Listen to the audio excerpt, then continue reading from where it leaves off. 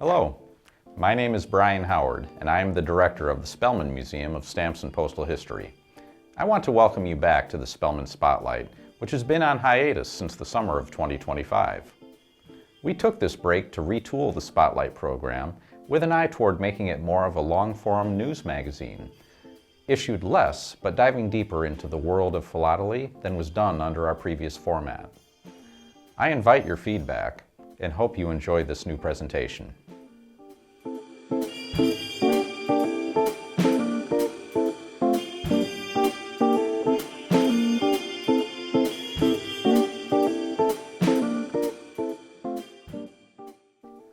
On May 4th, 1963, the Cardinal Spellman Philatelic Museum opened to the public.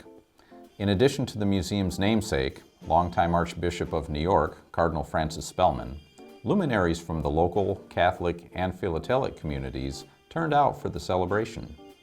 Chief among them was the Postmaster General of the United States, J. Edward Day, who gave the dedication address. This was a regal start for an institution that is still going strong over 60 years on. This new museum had its genesis in the collection of Francis Spellman, who was born in 1889 and grew up in Whitman, Massachusetts, about an hour south of Boston. His involvement with the Catholic Church brought him into contact with the Sisters of St. Joseph of Boston, who founded Regis College in 1927. This relationship can be cited as the reason for establishing his eponymous museum on the Regis campus in Weston. Cardinal Spellman was a longtime collector and a world-renowned philatelist. He was acquainted with philatelists in the highest levels of society, including Presidents Franklin Roosevelt and Dwight Eisenhower. Among his material is the only known philatelic piece to be signed by Pope Pius XII. That document is a Roman State Centennial souvenir sheet and is on long-term exhibit in the museum's main gallery. The Sisters of St. Joseph provided space and care for Spellman's collection into the 1950s. But as Regis evolved, that space was reallocated and a new home for his philatelic treasures was sought. This coincided with the college's acquisition of the holdings of the defunct National Philatelic Museum in Philadelphia, which closed in 1957. A gift from Mabel Gilman Corey, widow of former U.S. Steel President William Corey, financed construction of the new building. Cardinal Spellman and Sister Mary Fidelma broke ground for the museum on March 14, 1962. Sister Mary Fidelma remained involved as the museum's curator and director into the 1980s.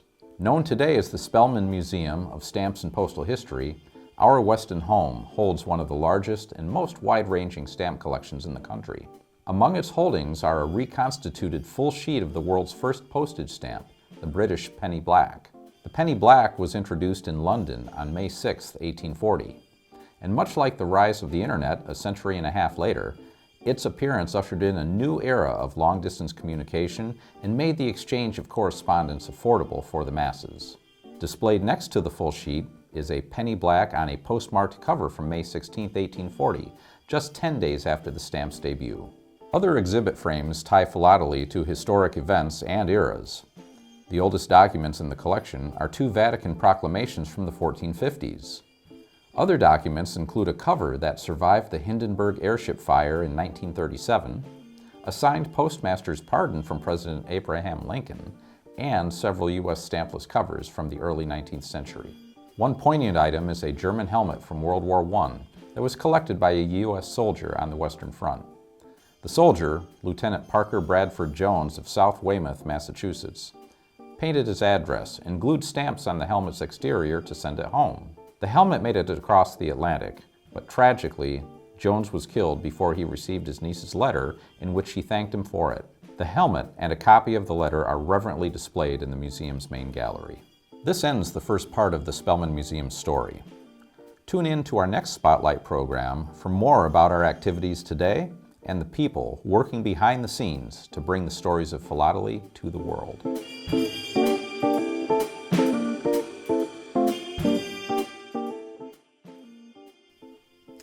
It's interesting that the Spellman Museum of Stamps and Postal History is located in a boutique town some 11 miles outside of Boston.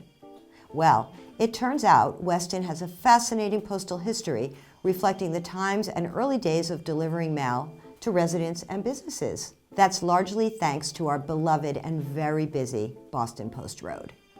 This was, and still is, a key thoroughfare, and its name evolved, as did its use. In its earliest days, it was called the Bay Path. Then the name changed to the Great Country Road. In the 1920s, it was called Central Avenue. And in 1927, the name was officially changed to Boston Post Road. This was the route that parcels and letters traveled from the greater Boston area all the way to New York.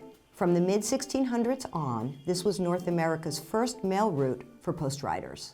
In 1917, then Massachusetts Lieutenant Governor Calvin Coolidge described the road as one of the great arteries of travel. In fact, Weston's section of Boston Post Road is listed in the National Register of Historic Places called a crucial transportation corridor in Massachusetts. And Weston has the best preserved segment.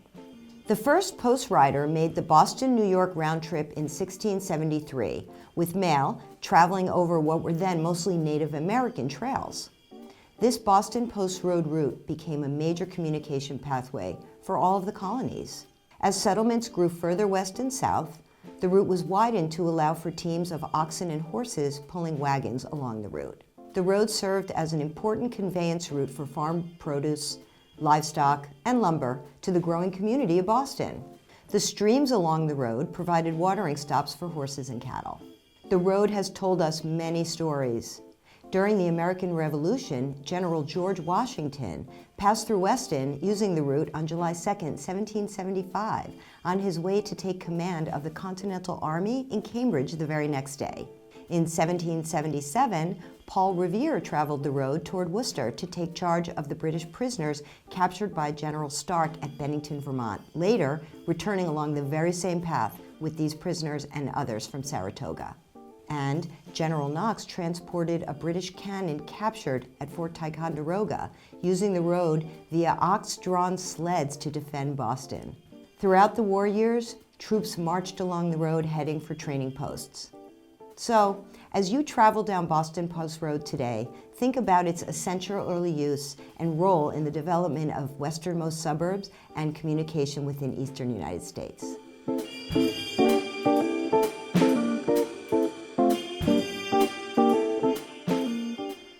Today we're doing the first in a series of looking at some treasures from the Spellman Museum vault. Today's treasure is a special stamp from 1925 from Hungary. It's the Hungarian inverted Madonna stamp. This is the stamp right here. It's one of 100 known copies of this. This stamp was originally released in sheets of 100 stamps, and one sheet of those stamps had the center of this stamp here turned upside down from the rest of the stamp. These were mostly sold, most of these, about 80 of them, were sold and used before the error was noted, and then they were pulled off. This particular error was pulled off the market.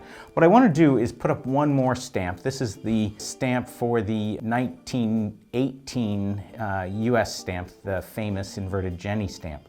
The inverted Jenny stamp is exactly the same scenario. One sheet of these stamps came out with the center of that stamp, the airplane, turned upside down.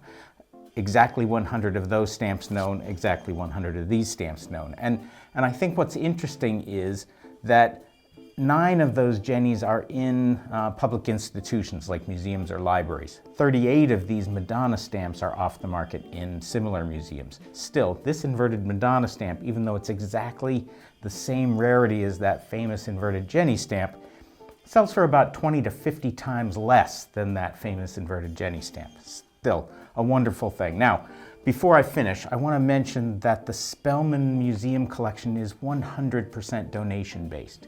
So stamps like this came to us via donations. I don't have in the collection, we don't have in the collection, an inverted Jenny. And some of the other major museums in the country do, and we're very eager to get a copy of that.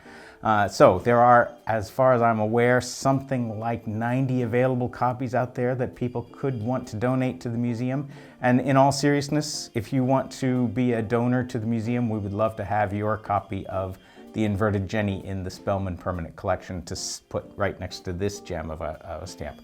One more thing though, I've been updating the US Gallery of Stamps, And in that gallery, it would help to tell the story to have one inverted classic, US classic stamp as part of the thing. It doesn't have to be the Jenny. So if you're an advanced US collector, you have one of these treasures of an inverted center stamp in the US Classics era, reach out to us and let us know if we can include that in the display of the US gallery.